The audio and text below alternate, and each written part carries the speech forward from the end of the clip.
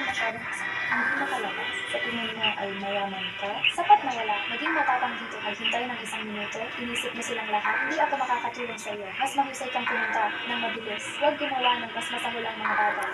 Sabi ang mga tao dito ay nabigo ako. Ngunit masaya ako dahil mabait ka at maganda. Kung maaari kang gusto kong ikasal sa iyo. Pag-inin, buntot ng cause ay nakalagay. Wangzon ay nakalentad, ano? Ito ay napakasimple. Ang bata na ito ay dapat na isang kulipas siya ay nangyari upang masugunan mag-asawa ng aking Diyos sa pagkatapos, ang butak-butang binibin inabayan lamang ng 200 bucks upang kumuha ng bata na ito pabalik pretending na maging kanyang kasintahan at nakaliling ang aking Diyos. Ngunit ang bata na ito ay mabuti sa kagandahan ng tangbingbing.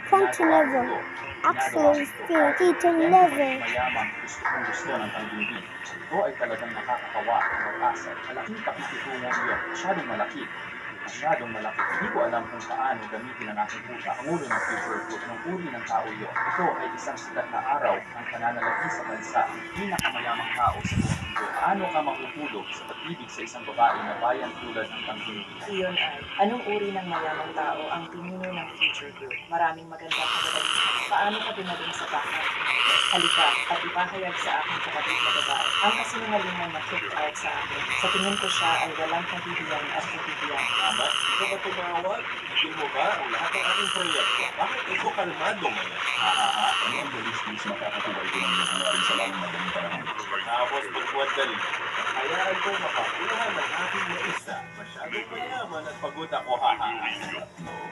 Never centillion, never dutzendillion, never million, never septuagemillion, Nakansela ng Dewang Group ang lahat ng operasyon? Bakit kaya? Kumusta si Jaukoy? Nasa harap ko pa rin. Pinagmamayabang mo ba ang pagiging contractor mo? Imposible. Isa rin kanyang mahirap na taga-probinsya na ano ka nagkaroon ng ganyang kalakas na loob. Hayaan mo makipag-usap sa akin ang Dewang Group. Kooperasyon dahil si Jiang Dewang.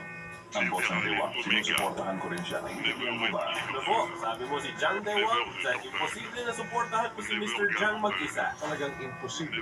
Si Jiang ay isang sikat na hari ng real estate. Paano mo nasabi na sinusuportahan mo rin siya? Yun ang coverage. Ilang taon na ba si Mr. Jiang ngayon? Mahigit 50 na siya? Ilang taon ka na ba? Mga 20s pa lang siya? Saan ka kumuha ng karapatan na suportahan si Jiang? Imposible. 100% nagmamayabang siya. Bakit ka tumawag kanina? Pinuputol ng Devon Group ang negosyo mo.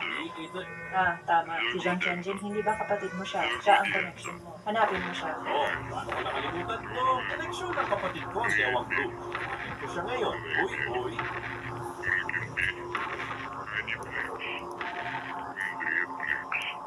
Hello, kapatid ko. Anong problema sa